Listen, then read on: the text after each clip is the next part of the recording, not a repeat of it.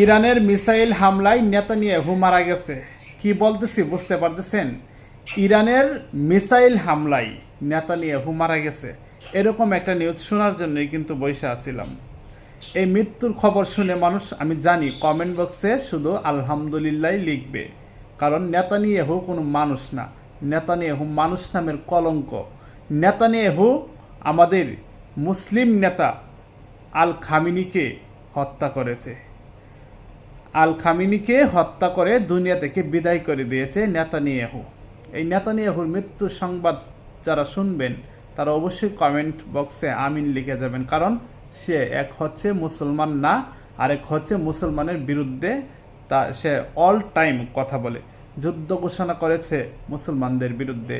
এই কাফেরের জন্য তো আমরা এই দোয়াটাই করতে পারি, এর চেয়ে আর বেশি পাওয়ার কোনো কিছু যোগ্যতাতে সে রাখে না আমি মনে করি।